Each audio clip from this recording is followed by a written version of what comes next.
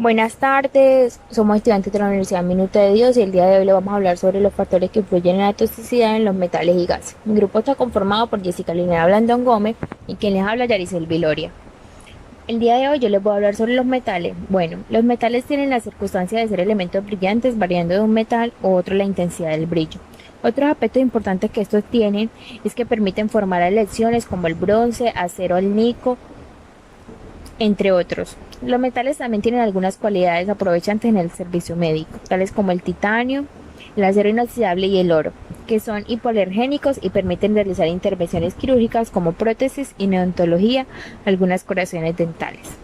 Algunas propiedades de los metales son maleabilidad, capacidad de los metales de hacerse láminas al ser sometidos a esfuerzos de comprensión. Ductibilidad, propiedades de los metales de moldearse en alambre e hilos al ser sometidos a esfuerzos de tracción. Tenacidad, resistencia que presentan los metales al romperse o al recibir fuerzas bruscas o golpes. Resistencia mecánica, capacidad para resistir esfuerzo de tracción, comprensión, torsión y reflexión sin deformarse ni romperse. Algunas características de los metales. Presentan magnetismo metal. En su mayoría provienen de los minerales que integran la corteza terrestre del agua o del mar. Tienen alta densidad, se corren y se oxidan con facilidad al tener contacto con el agua. Tienen alta densidad. Presentan en el agua, el aire y los alimentos. En el agua se presentan debido a una descontaminación insuficiente del agua o de las tuberías de plomo. Tal vez estemos ingiriendo a diario los metales pesados a través del agua que bebemos, con la que nos duchamos, limpiamos o cocinamos. En el agua se da porque solemos respirar esta contaminación por las industrias, los combustibles de los coches. Los metales pesados se acumulan en el aire en forma de partículas que respiramos o que se incorporan a nuestros órganos por la piel. En los alimentos se da cuando tenemos manejo en la agricultura o ganadería, que se utilizan productos nocivos que transforman metales pesados, lo que contamina plantas, verduras, frutas, carnes e inclusive los pescados. Sí, les voy a mencionar 5 metales que son a los que estamos más expuestos a diario. Bueno, el mercurio. La exposición al nivel local del mercurio ocasiona irritación en la piel, mucosa y da sensibilización en la piel. El cadmio. Este metal es sumamente tóxico, además es cancerígeno. El plomo. Síntomas precoces, fatiga, dolor de cabeza, dolores óseos, dolores abdominales, trastornos del sueño, dolores musculares, impotencia, trastornos de conducta, entre otros. El cobre. El cobre es una sustancia esencia a la vida humana que en altas dosis puede causar anemia, daño del hígado y del riñón y la irritación del estómago o intestino. Y por último, el estaño, que es el que se aplica principalmente en varias sustancias orgánicas. Los enlaces orgánicos de estaño son la forma más peligrosa de que el estaño llegue a los humanos. A pesar de su peligro, son aplicadas en gran número de industrias, tales como la industria de pintura, de plástico y en las agricultoras a través de los pesticidas. A continuación le voy a hablar sobre los gases. Los gases son un grupo de elementos químicos con propiedades muy similares, como por ejemplo, son bajos en condiciones normales.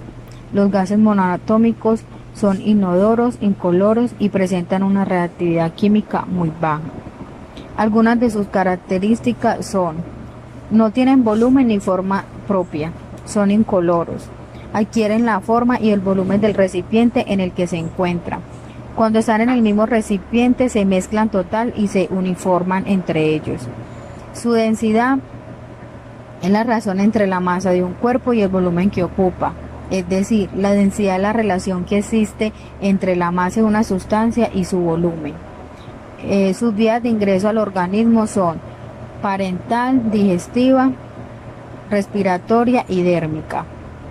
En la vía parental se da cuando la sustancia entra a través de una herida o una llaga que ya preexiste provocada por un accidente de un pinchazo o un corte. La vía digestiva es la penetración de poco corriente, ya que las sustancias con las que trabajamos nos la metemos a la boca Entonces existe la posibilidad de que a la penetración entre por vía digestiva cuando se come en el puesto de trabajo, cuando se fuma, cuando no nos lavamos las manos, cuando antes de comer lo hacemos en el puesto de trabajo. Entonces, por este motivo se da por forma digestiva. Su vía dérmica es cuando existe sustancia capaz de atravesar la piel, es decir, provocan una alteración en ella, pasando la sangre, que será lo que distribuye por todo el organismo. Estos factores intervienen de una forma muy superficial sobre la piel que está expuesta, el estado en que esté la piel y las características propia de la sustancia, es decir, liposoluble. La vía respiratoria es una de las más comunes que existe sobre los gases, ya que es a la que diariamente estamos expuestos, por lo que estamos dependiendo del ambiente de trabajo en el que nos encontremos, las grandes industrias que trabajan con ciertos gases. Esto va al ambiente y hace de que como seres humanos respiremos un ambiente contaminado. Y el aire puede venir de todo tipo de sustancia, puede ser sólidos de forma polvos, líquidos en forma de vapor y gases que se mezclan directamente en el aire. Los efectos tóxicos que presenta los gases son: los síntomas dependen del gas o del agente químico en el cual se profundice o se inhale durante el tiempo de inhalación. Los síntomas incluyen irritación en los ojos, la nariz, tos, sangre en esputo y ahogo. Para determinar las magnitudes del daño pulmonar, producen una utilización de radiología del tórax, la tomografía computarizada y las pruebas de respiración, para poder qué tanto tóxicos son los gases en el cuerpo del ser humano. Para abrir las vías respiratorias y disminuir la inflamación, se proporciona oxígeno y el tratamiento con fármacos. Bueno, las estrategias de prevención, primero que todo, usar los elementos de protección personal de acuerdo a los metales y a los gases que se estén utilizando en el puesto de trabajo o en el que estén expuestos. Generar estrategias de prevención que se pueden tener en cuenta para evitar así la exposición de estos productos químicos durante el puesto de trabajo.